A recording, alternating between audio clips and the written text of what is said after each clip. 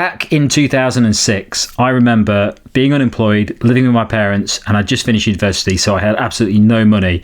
I just played The Elder Scrolls 4 Oblivion all the time. I think I played it for about 2 months solidly. I didn't go out, I just played that and went to bed. That was it, and I absolutely loved that game. I'd never played a game quite like it before. It was so big, there was so much to do. You could just potter around for hours on end without really doing a lot, and it just felt great. Absolutely loved that game. Follow-up games like Skyrim, absolutely fantastic as well, but the world has moved on a lot since the original Oblivion, and there's loads of great open world games now, and it's quite difficult to go back to Oblivion. I've tried to do it a couple of times over the past 10 years, and I just found the controls a little bit difficult to use. Didn't really like the graphics on a big TV, and I really struggled to actually get back into the game. So that's why it's so exciting to have the remastered version of The Elder Scrolls 4 Oblivion. If you're a fan of the original like me, when you heard the news about the remastered version coming out last week, you probably got pretty excited about it. But it was a big risk as well, because sometimes when companies remake games, they can lose the magic of them and that what you really enjoyed about them originally. So it was a bit of a big risk, and I was a bit worried when it came out today. I was excited, but I was pretty worried. So in this video, I'm going to talk through the 4 hours of the game I've done so far and what I think of it and if it's worth you picking up. Okay, so first of all, the menus and setup. So the interface for this new version is really, really nice. They've updated everything. It feels really crisp. It feels really clean. It's really easy to navigate around everything. You still get the same feel of it, but it feels a bit modern in the hands. The setup of the character looks great. You can really modify the characters. They still look like the previous characters, but much better. So it does have the same feel of the original game. They've not overhauled that completely. Some of the faces look absolutely ridiculous. I've gone for a particularly stupid looking character, which I'm quite pleased with. But overall, it looks really, really nice. That goes for the in-game menus as well. They all look really, really crisp and clean, and it definitely is a good overhaul, which still sticks to the original formatting of how you navigate the menus and the skill progression, all those sorts of things. So that's looking great. The dialogue is really nice. You can definitely tell that they've upgraded the dialogue for some of the characters. I know they've added a lot more voices in because they can store a lot more voice acting now, but it does make a difference. There's still a lot of the original voices in there, and you do get a lot of characters that have still got the same voices, but there are lots of new ones in there, and it does sound a lot better. The controls. Now, this is the bit that I was really interested in when we watched the release video earlier today. Sometimes when companies remaster a game, they put a lot of effort into the graphics, but they don't really make any changes to the controls. And when you're playing a game from 2006, the controls aren't great. They're definitely not as quick, they don't feel as responsive, and it's just a lot harder to use. So that's a really good thing about this game. They've definitely made big improvements to the controls. It feels like a modern game. It feels like you can move around with a lot more control than you would have in the original game. You also have the added bonus that you can run in this, which makes a massive difference. I remember just jumping all the time in the original version, which made it really, really hard to get anywhere.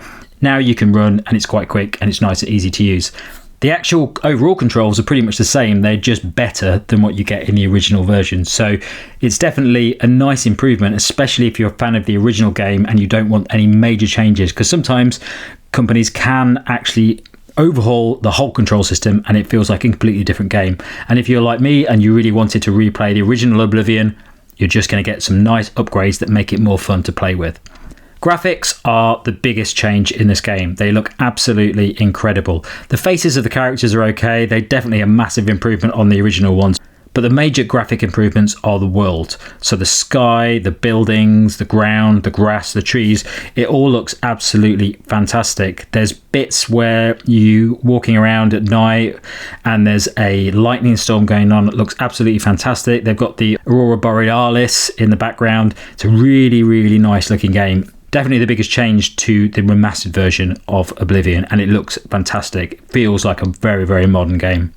The combat is exactly as you'd expect from Oblivion. It's not great. The controls make it a little bit better, but it's very much a hacky, slashy game. There's not a clever fighting system in this. It's very much just get your sword out, get your shield out, hit things, power up, get stronger, and beat bigger enemies. There's no clever fighting system at all in this, so it's not like Kingdom Come Deliverance 2 or something like that where you can learn how to fight people effectively. It's really just what you got with the original version, but you just get better controls of it, so it's a little bit easier to handle.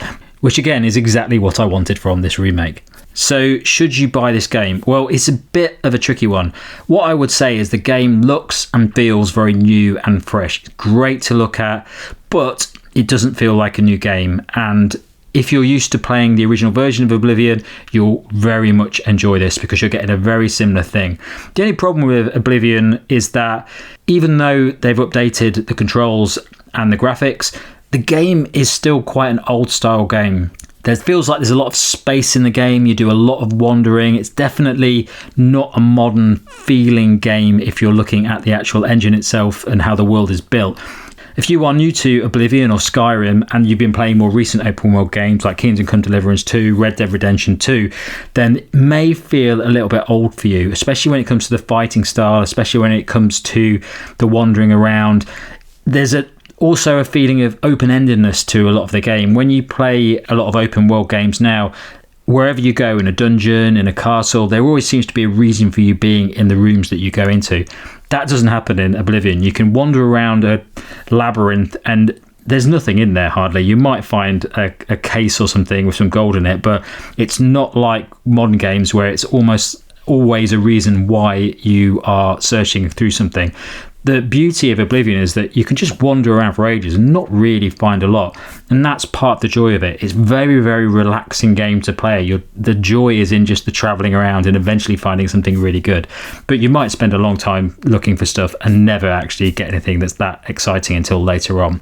So ultimately, what I would say is if you're a big fan of Oblivion and Skyrim, you're going to love this because it's pretty much what you expect, what you're used to, but just improved.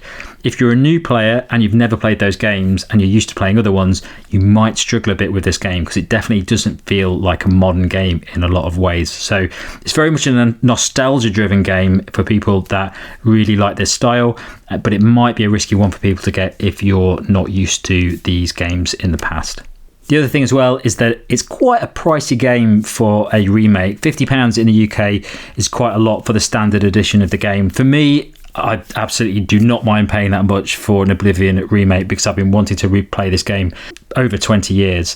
But if you're new to it, £50 is quite a lot for something that you might not enjoy as much as you would modern games. I'd definitely say something like Kingdom Come Deliverance 2 just feels way more modern. The story just feels a little bit more chiseled, a little bit more impressive in the way that it's pulled together.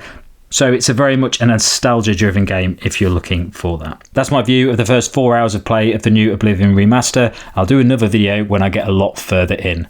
Catch you guys later.